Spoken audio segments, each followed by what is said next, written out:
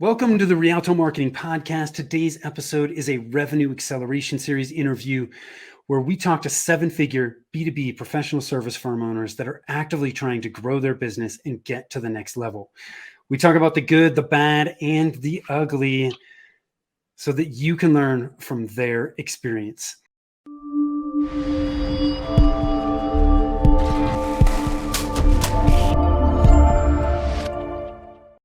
Hi, I am Tim Fitzpatrick with Rialto Marketing, where we believe marketing shouldn't be difficult and you must remove your revenue roadblocks if you want to accelerate growth.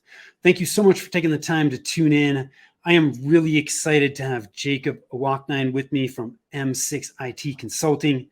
Jacob, thanks for taking the time to be here today. Thank you for having me.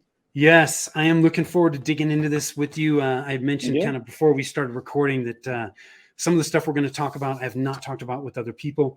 And I think there's a lot to be learned from it. So super excited to do that. Before we jump in, I want to ask you a few rapid fire questions. You ready to rock? Yeah, go ahead. Let's do it. Okay. So very quickly, what do you do? How long have you been doing it? M6 has been operational for about 12 years now. And my focus in the company is to work on the onboarding of our customers. I take very good care of the initial relationship with my customers, and I try to stay on that arena. I think it's important because, I cannot clone myself. I know that, but it's very important to provide a very transparent message to prospects or to new clients and really help them during the onboarding phase of coming to M6. So I spend a lot of time doing that, and of course, solving problems, whatever it might be.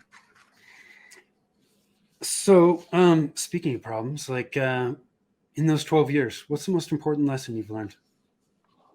There's so many. I mean, every stage in a company, growth has been a different experience, and it's not really one. I'm going to call it like a maturity level. As you grow into the business, as you learn more about the business, you make different decisions. I personally, sometimes when I look back, I'm like, wow, it's just so different how I approach things, how I envision things.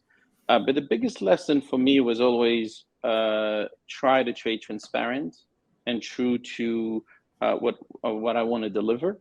And the most important really of them all is to really establish trust with my client, because without it, really, we can't work. I mean, at the end of the day, if you think of a relationship, just a date, a lot of the time people, are wondering, like when you meet a prospect, it's really the first date, right? You're just trying to get to know each other. You're trying to understand what you have to offer and where you're going, what's the added value.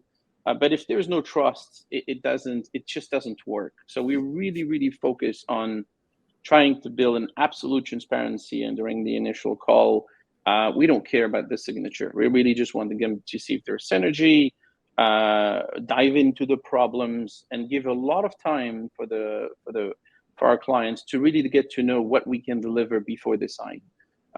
Just to create that trust, because it's important. And then after that, once it's established, usually it's just, you just get it done. And that's what we want. Just focus on the work and, let's move forward with it.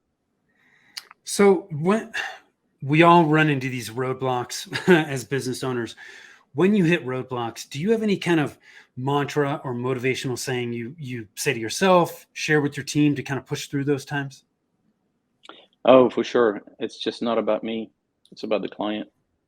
It's just not about you. It's about the client. People have different experiences, have a bad day, a good day. Sometimes roadblocks are related to growth. Sometimes they're related to hiring. Sometimes they're related to technology.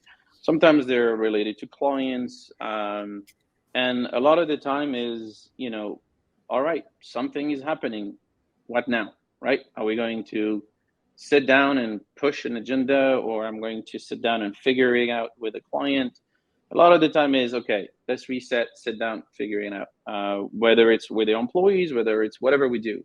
And at the end of the day, truly, it's just not about us. We're here to provide a service for our clients to allow them to focus on their growth, right? And so it's just reset, sit down, reassess, review, communicate.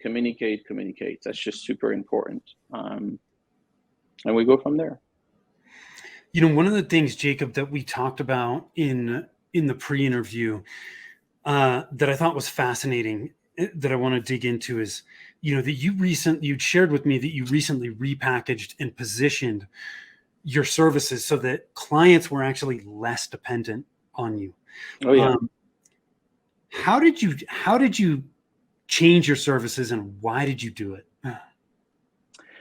So, just like every MSP, if you court other partners or competitors, you'll see it's always a package.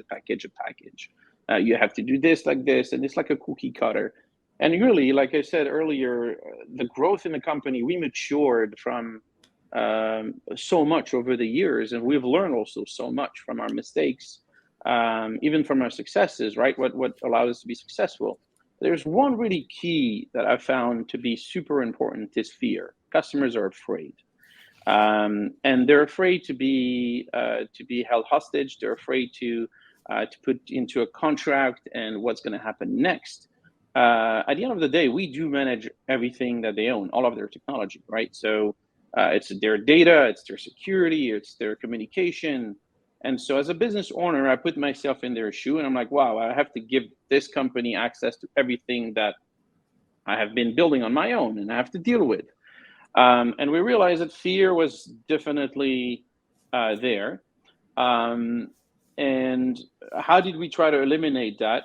It was really building that transparency, the initial call. And then as we learned and working with different prospects, different clients, and as we start working with different industries and onboarding high techs we realize everybody has the same problem. They're afraid, they just want things to work. And they don't want to feel like they can depend on you because it doesn't really matter, right? Like the moment they say contract, you're afraid. You're like, oh my God, I'm going to get stuck. Right. So we said, you know what? Fine. If that's what bothers you, you're on a 30-day contract renewal, 60-day cancellation. So within 60 days, everybody departs professionally. No, not a problem. Will that make you happy? Yes, of course it does. And as we start working on technologies, we realize that even though the fear of being in a contract was there was also a fear, well, do I have to use your product? Do I have you use a package? And that always came on, during the calls. And again, another lesson is that they're afraid. They're afraid to be locked on to something that might not be suitable for them or that I control. So we realize, okay, well, how about this? We're going to focus more on being solution engineers, right? So implementing solutions for you and managing them in a very simple form of, let me implement what best works for you, and you're going to pay us to manage your technologies. No different than what you see today in building management. That's actually one of the examples that I provide a lot to our clients is, you own buildings and you have a lot of resources and vendors that are going in and out, but you need a building management, right? Someone that has the expertise to deal with it on a day-to-day, has the connections, the procurements, the resources, and so on to let this building run smoothly. So we're going to translate that into technology. And we really focus on the management. So we really repackaged it. We really didn't repackage it. We kind of dissolved it. It's an open, it's really open to what are your needs? What are the technology available for you to make that happen? Let's implement, and then after that we manage, right? So we're no longer in a package. We just offer truly two solutions. One is retainer-based, one is proactive management, which just allows more of a budgeting for the company so that they understand where their cost was going to be. There are pros and cons between the two, depending on the client. But at the end of the day, it's all about management. How can we manage your technologies? How can we improve your employee life cycle with technology, onboarding, offboarding, whatever we can eliminate initially is what the focus is going to be. So yeah, we kind of repackage it, but really just disconnected from the typical, MSP package. I'm going to give you an AV and backup. Let's just stop all of that because we realize that For example, focused on Apple, MDM has been tremendous to Apple users, right? Zero touch, come in, everything is deployed. And if you make a comparison to today's competitors, well, you're taking away some work, right? The idea is less IT, less IT, less IT. You have less IT. The truth is that's kind of scary if you're a business owner and you've been doing this for many years, right? I don't have problems, that don't make money. But the truth is that's false. It's absolutely false, because instead of us running like, a hamster on a wheel and then just solving small problems, we try to eliminate 80 to 90% of the burden. But then the focus of management is really around white glove support. If you are needing support, you absolutely need it. You can't eliminate it. We can't take that away. It doesn't really matter how much automation we do and how much MDM we implement, whether it's Intunes or Apple MDMs. What we focus on is improving the employee experience during the onboarding and offboarding. So coming in, they come in with a lot less issues. We automate a lot of the processes so that there's a lot of communications between HR and IT and or the point of contact. And then you have the lifetime of the employee at the company. And that's when they really come in for support. You can't eliminate it. I've been doing this for way too long, and AI and chatbots just does not work. When you're very busy, you're doing some contracting, you don't have time to look for the answer. So you need someone to come in and hold your hands, and that's it. But then happens when you're doing offboarding, when your employee departs, that's when we come in again. We follow the initial procedures that were created, make sure that security is met, and then again, it's a circle that just repeats itself. So, yeah, it's within itself. I try to avoid calling it a package anymore. We kind of focus on the implementation and management of their technologies. So with the traditional managed service provider, the contract, it's kind of like, hey, here's your tech stack, here's what we're going to use, and here's how much it is per seat. That's typically what people see, right?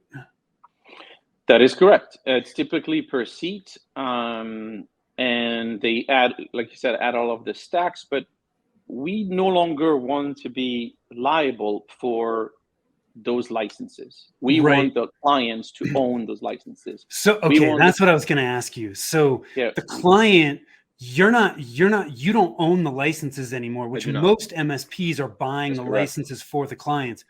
You're taking yourself out of that. So I'm assuming you're facilitating it for the client so that it's easy for them to procure it. That's correct. But they're procuring it, you're pulling that out, so you don't have that as an ongoing cost. You're also not necessarily making the profit on that per se, but you're making it. We kind of do. I mean, being fully transparent, we do. It doesn't really matter which solution we are, because we have such large resource of vendors, right?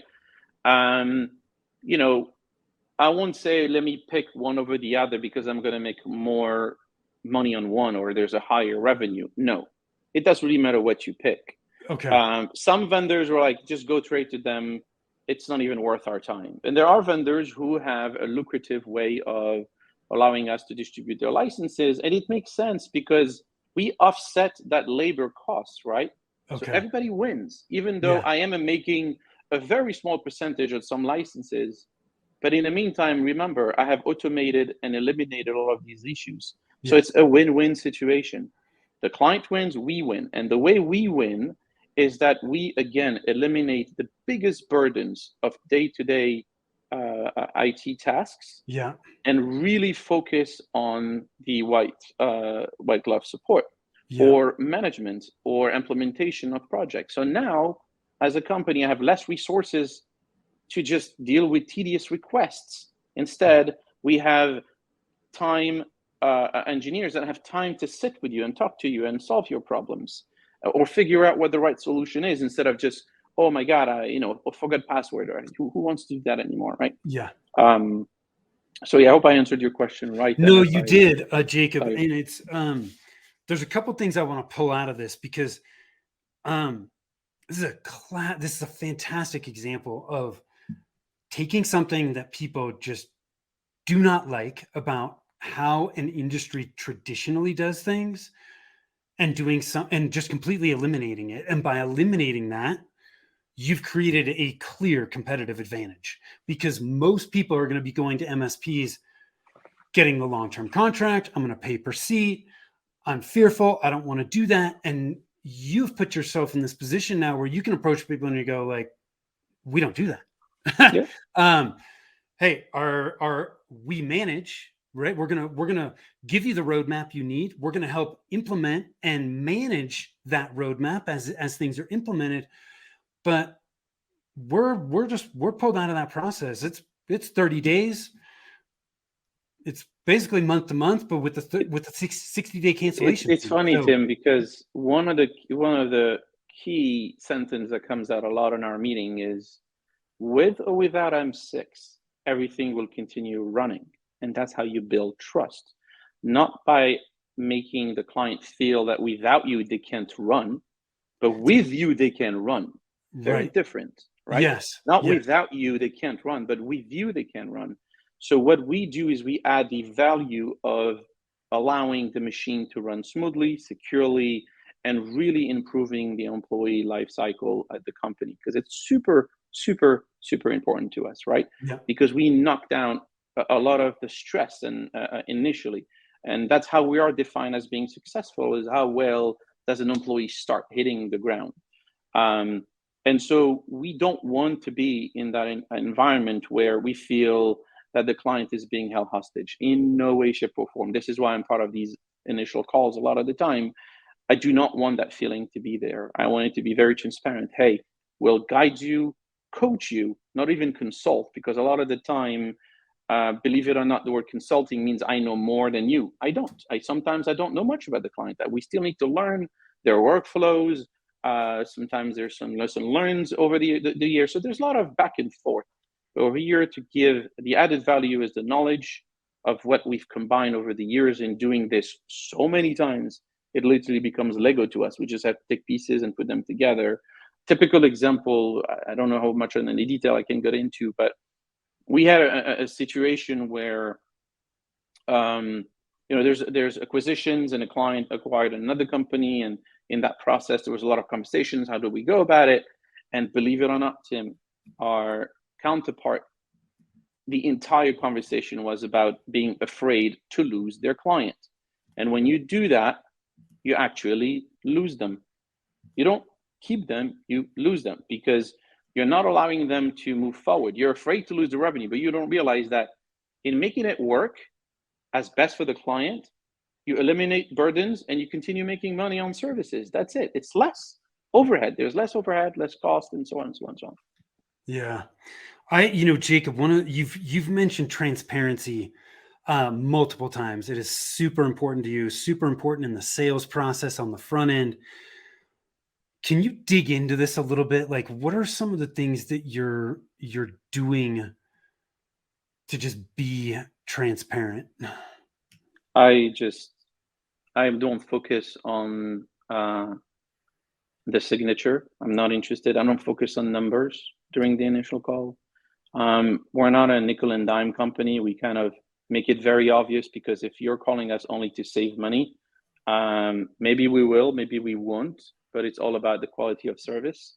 You have a lot of MSPs that today offer all you can eat kind of thing. And some clients come to us like, we want to save money, but our MSP offers us unlimited support.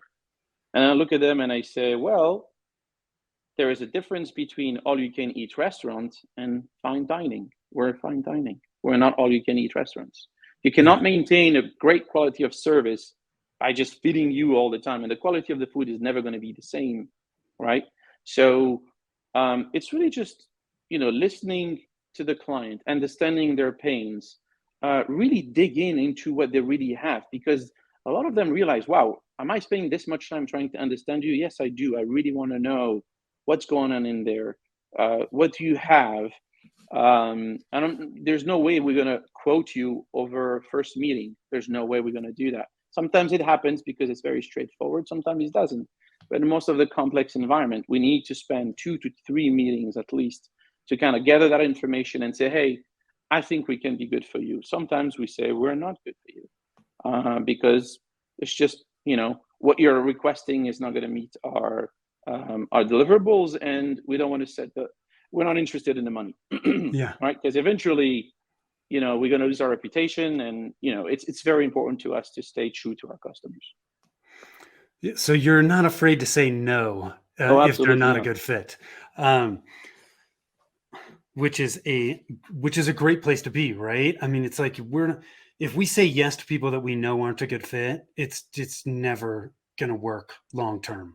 It's tough because you have to meet your quotas, you have to meet numbers and so on, and sometimes it's hard. But I always look at it this way: the pain that I'm going to have in managing that client that I don't want will eventually come back to me, costing us a lot more on resources, a lot of stress, a lot of back and forth, which is spent sometimes just digging into audits for absolutely no reason, right? That's a lot of time spent.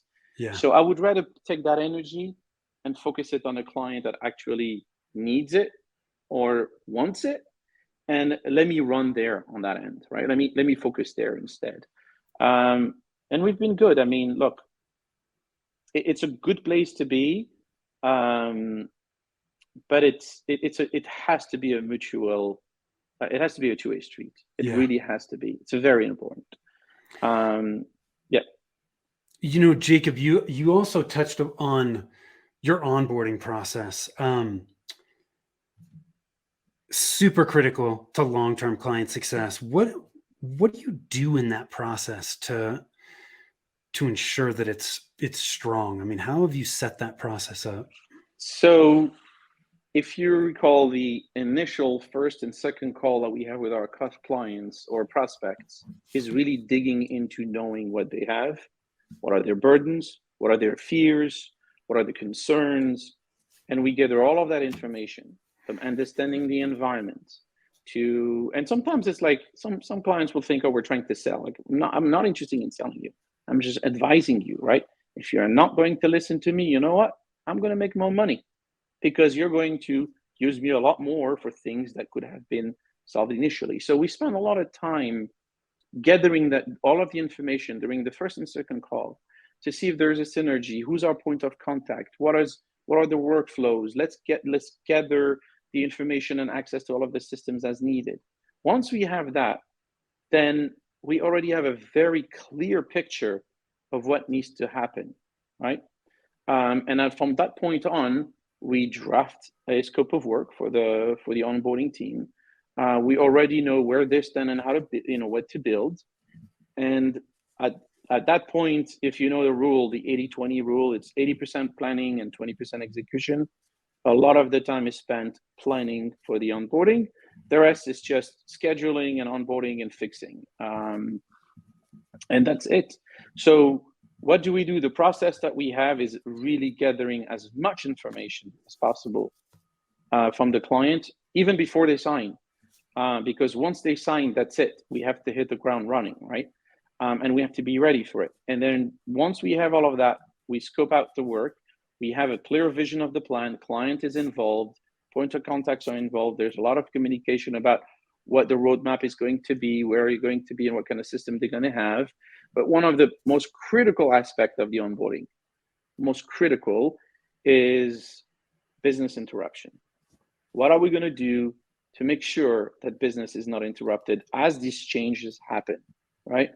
And let's kind of work backward and figure out what are the risks. What can we do to eliminate that? Because it doesn't really matter how good we are doing things. I don't know if you've seen the Saturday Night Live skit where someone is having an issue with the computer. It's like, hey, move, let me fix it for you. Yeah. If you remember that one. We don't want to come in, gun blazing. Hey, here we go. We're going to be your super IT guy. No, right? No, let's take a break. Let's sit down and figure it out and slowly implement things without causing any business interruption. Do you have, as you onboard a client, do you have specific project managers that are responsible for that? Like, do you have key people that manage the onboarding? Yeah, we have two of them. And funny enough, you would think you would need more. You don't, because the only thing a project manager really needs is how to manage his own resources. He does need to learn a lot. He doesn't really need to know the details of how things are being done. Bless you. But really how to kind of manage the resources. So our product managers are very good at what they do. They have a good understanding of what really happens behind the scene. And it's just to make sure that, scope of work is very defined, clients approves it, and then we focus then on schedule and implementation. So it's what I'm hearing you say is, one, good onboarding starts with just the beginning of the process and getting as much information as you possibly can, which then is allowing you to create a strong, SOP for the project managers overseeing it. But you also, for your business specifically, this is super important, is just making sure, how are we gonna manage business interruption and make sure that as we make these changes, there is no interruption? Because obviously if there's interruption, you got an onboarding problem and they're going to be pissed. Oh yeah. I mean, we've seen that happening a few times when we, actually there was a client who has had a, change of management, and our attrition rate is very, very high, to be fair. I've just realized how good we are. Customers once they come, they stay with us for a long time. And again, trust, transparency, communication is very key. And they were in a rush in moving because, sometimes you lose a client not because you're doing a bad job. It's just simply choice of management, right? Management knows better IT, and then they come in and take over. That's fine. And we warned them of a few things during the offboarding of our product, just to show you how careful we are with our clients. We warned them, please don't do this. Take your time. They're taking over, but just take your time.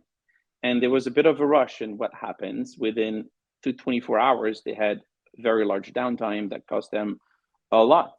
So to me, every mistake that I make, or every mistake that my competitors make, is a lesson learned for tomorrow, for the next call, right? When we have calls about with our prospect about their experience with IT, I'm not really interested in bashing them because they're doing a bad job. I don't. It's not really what I want. What I really want to know is, why are you moving away from them? What caused you to change company?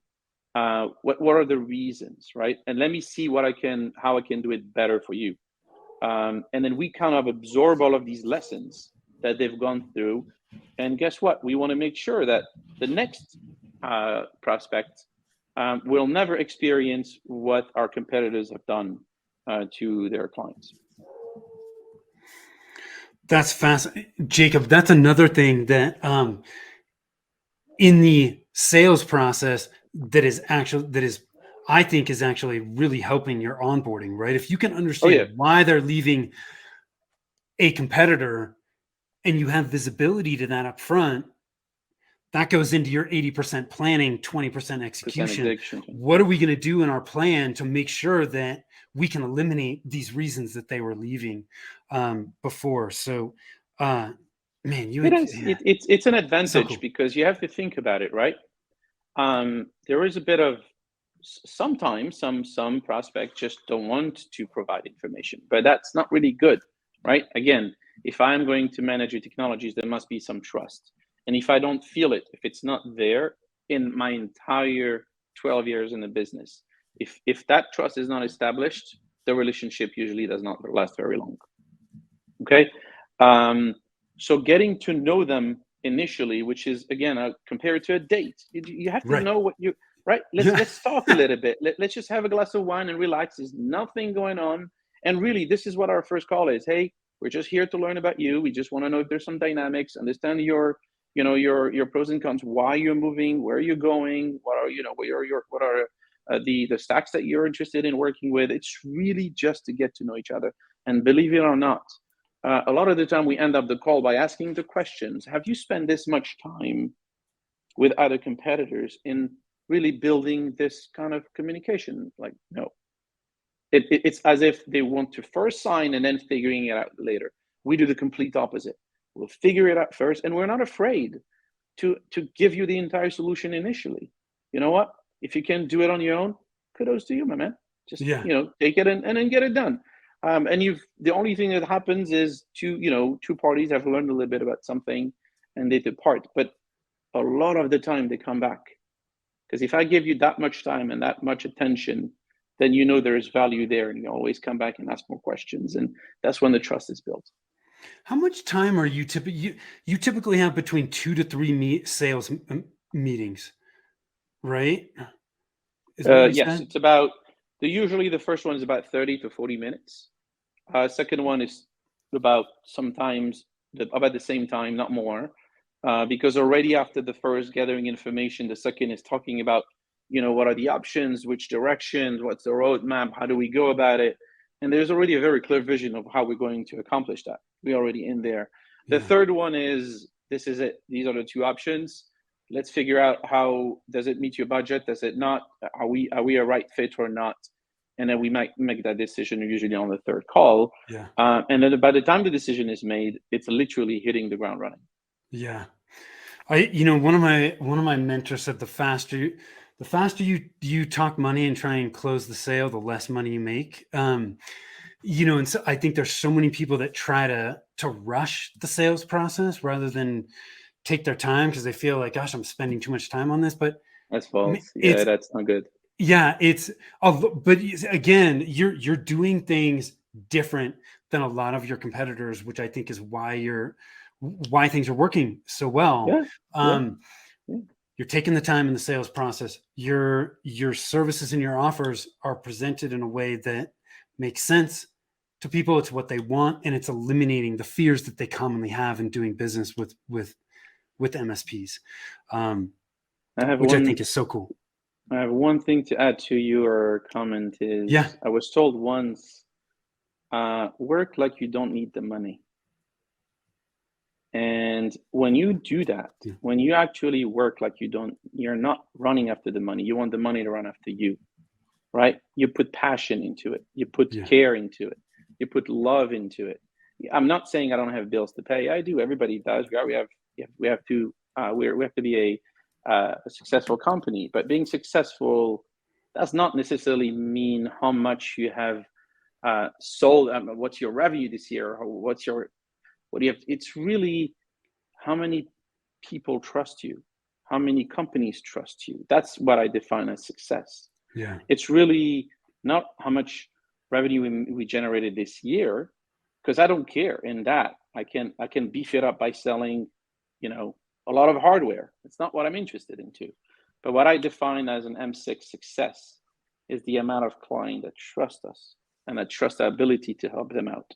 And sometimes it's a, difficult road because, it's like any relationship. Initially, I trust, I don't trust, maybe you will, maybe you won't. And there's a lot of back and forth, but a lot of the time it's like, oh, wow, it really ended up well. Oh, wow, we actually made it work. And then you can see it in our client's face. And that's my joy. It's like, it wasn't so bad after all. I'm like, well, yeah, because I made it that way, right? Yeah. I made it that way. And the way to make it happen is 80-20. Just take a lot of time massaging and getting the information. So I didn't mean to take over what you were saying. I just want to say, work like you don't need the money. Yeah. And that adds that even anyone will feel it. You're going to feel it. Yep. And that's what I try to educate my employees about. It. It's like, it's not about you, man. It's about the client. Don't worry about it. It's nothing personal.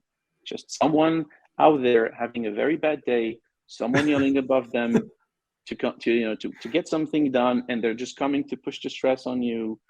And voila, you just have to absorb, push it on the side, and get it done. And that's it. And this is usually how it works. Yeah, Jacob, you've shared some awesome stuff. And I know you guys you've been doing a lot of work, repositioning, getting this right. What's next, man? What are your aspirations for the future? Spend more time with the family. That's a good one. What do you have to do to be able to spend more time with the family? Do you have to find somebody to replace you, or what do you have to do? I don't want to be replaced. Yeah. Not that I'm afraid. A very close friend of mine, and actually was one of my managers, at one point in time said, Jacob, make sure you always hire people that are smarter than you. And it's kind of, again, it's that mentality of fear, right? You will be afraid because you'll think that person's going to take over your job. False. You're going to have smart people around you working with you, helping you get better. And so I don't want to be replaced. I just want to work in parallel with other people to build. What's next for me? M6, funny enough, invests a lot of its time and money into our existing customers. We have another branch of M6 called M6 Adventures. What M6 Adventures is, it's just an adventure. We find clients that we can believe in, and we invest, and put our money and time into them and allowing them to be successful. Along the way, we just put our time in them.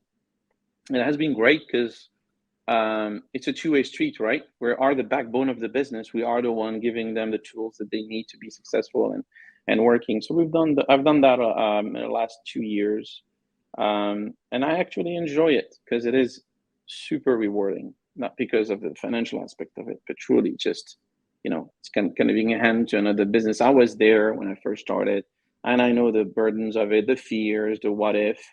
And so when you're there to reassure them and give them what they need to start, it kind of feels great, and I enjoy that.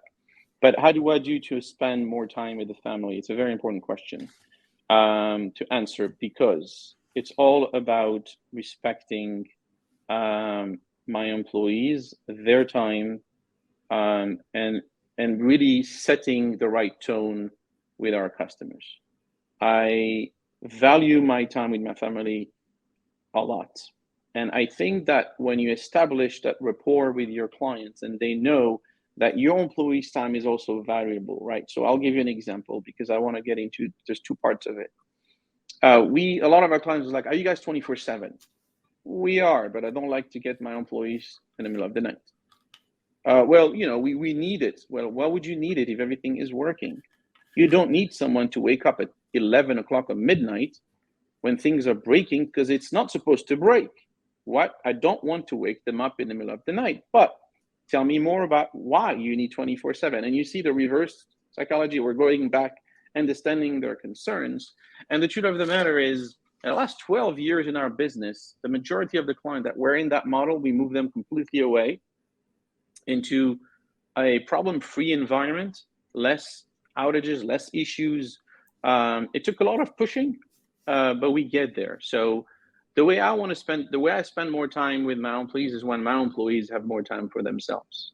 I don't know if this makes sense at all, but if the only time that I will be working very hard is because my employees are burned out, or our employees are, waking up at 10 o'clock and they might not have the right answer, and then you're back and forth, and let's make sure this happens.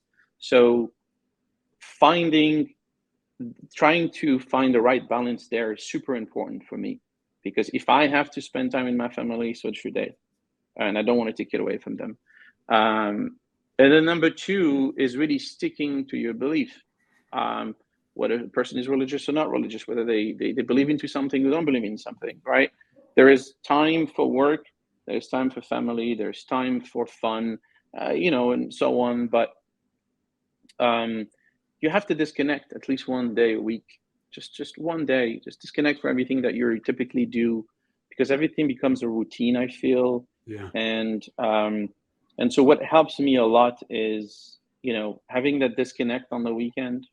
I can trust my employees to respect that. And when it's their time, I'll make sure they also get it as well, because they also need it, so that when we come back on Monday, everybody is refreshed and can work, properly without being overworked in a way. Because a lot of IT, to be honest with you, a lot of it is, you're not going to pick up the phone at 11. No, I will not. I don't want to, right? And if I do pick it up, it better be worth it. And so we compensate our employee very, very well for working after hours, to one, make sure that the client is cared for, but two, if I have to get you out of your bed and away from your family, I better make it worth it for you, right? And we try to do that a lot. It's not, again, about the money. It's about the relationship and the employee, and you know this better, team, that the most difficult part about growth is retention of your employees. It's very, very important, right? And if you overwork them, don't respect them, then you lose them, and you're back into square one, like in a hamster on the wheel. Employ, train, let go. Employ, train, let go, and it's just a constant repeat. To avoid that, you have to find the right people, the right managers, because everybody's different, have different views and so on, but we have to respect that. So I spend a lot more time, what I do to spend more time in the family is when things are running very smoothly for my clients, when my clients understand that there is private time and there's work time, and then specifically for my employees, I want to make sure that they're not bothered as well, because 90% of the time if they wake up and there's something happening, one way or another, the chain of calls just follows and ends up coming back to me. So Yeah. This has been great, man. Knowing what you know now, anything you do differently?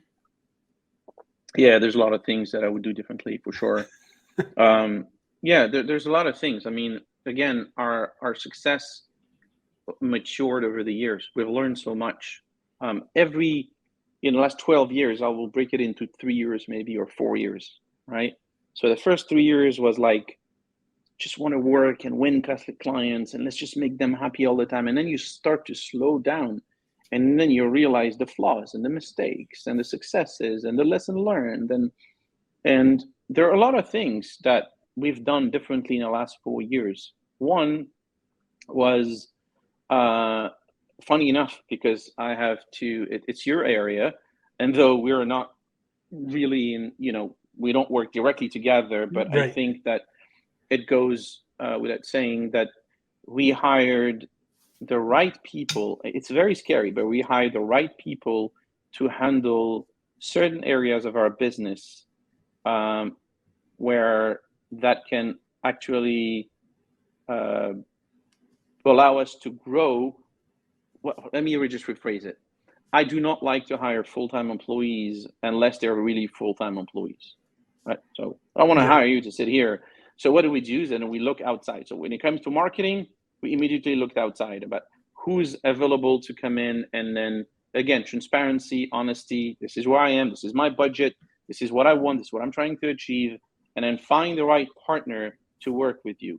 In order to make money, you have to spend money. There's no question about it. You can't generate more revenue by cutting down. So finding the right partner to help us, let's say, on our marketing, was very crucial. Yeah. And then again, we've been together and spoke a few times. So finding someone like you who can sit down, assess, and help and give us directions of how to go about it is great. A lot of our competitors figure it out as they go. I don't like to do that. I don't want to do that, right?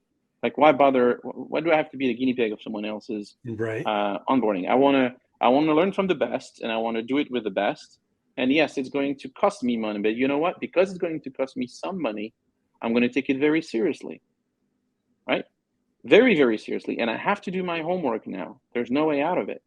But if you don't put time and effort and resources into it, then it's just a repeat again. We tried this campaign and it didn't work. Next month, you try another campaign and it didn't work, and so on and so forth. Same thing with sales. We did the same thing with sales. We're like, okay, luckily, a lot of our business is organic, to be fair. A lot of it is organic, but we decided to do sales. And so we dived into it, and I'm like, well, how do we go about it? Well, let's bring the best people to work with, really the best that we can afford, and sit down with them and figure out a way to make it work. And we've learned so much from them. I mean, really so much. It goes back again to that saying of hire people that are smarter than you, hire partners that are better than you. I'm not afraid of competition, FYI. I do work with partners. I do work with some of our competition. I'm not afraid of it at all. I really believe that the amount of time that someone is afraid to lose a client, if they take that energy of being afraid of losing them and convert it into taking care of the client, they will never lose the client, right? You will not lose them. Don't be afraid of losing them. Just translate that energy and push it back into them of caring for them and then you'll never have to worry about them leaving because they'll be happy. Yeah. So it's the same thing with our partners. We kind of nurture. We have a couple of partners in marketing, just like you, sales that we work with, and they're just super smart. And just prove me wrong. Let's just kind of figure out together. Just the same way I treat my client, I will talk to you the same way. Let's figure it out. Which direction do we have to go? What's our budget? If we aim for 6 months to a year, where are we going to go? And 90% of the time, we have excellent results. Yeah, I love it, man. Jacob, this has been a great conversation. I've really enjoyed, especially talking about the repackaging and positioning. Um, I think you've done so many things right there that people can learn from. And it's created this competitive advantage for you that I think is going to help you just continue to grow and grow and grow. If people want to connect with you, where can they learn more about you? I'm active on LinkedIn. I'm not super social. On social. Let me repeat that. That's when my French comes in, and you realize I speak multiple languages. So sometimes I say things. I'm not. Sometimes I'm not very HR friendly, just because culturally I say things differently. But I don't spend much time on social media. I am very social. I just don't a lot on social media. Yeah. But LinkedIn is a platform that I use regularly to communicate with friends, so I can be found on LinkedIn. Otherwise, you can go to m6it.com and ask for just contact me and be happy to share knowledge and mistakes. Cool. I love it. Jacob, thank you so much for taking the time. Thank you. Those of you that are watching, listening, I appreciate you. Jacob broke down a lot of things that they're doing that I think they're doing really, really well, that are helping remove revenue roadblocks that people commonly have. If you want to know which of the 9 revenue roadblocks are slowing down your growth, go check out revenueroadblockscorecard.com. You'll be able to discover and assess in less than 5 minutes. Tons of value there. So go check it out. You can also always connect with us over at rialtomarketing.com. Would love to hear from you and be happy to chat if you've got some roadblocks that you need some outside eyes on. So thank you so much, Jacob. Thank you. Till next time. Thank you very much for having me. Yep. Till next time. Take care. Yep.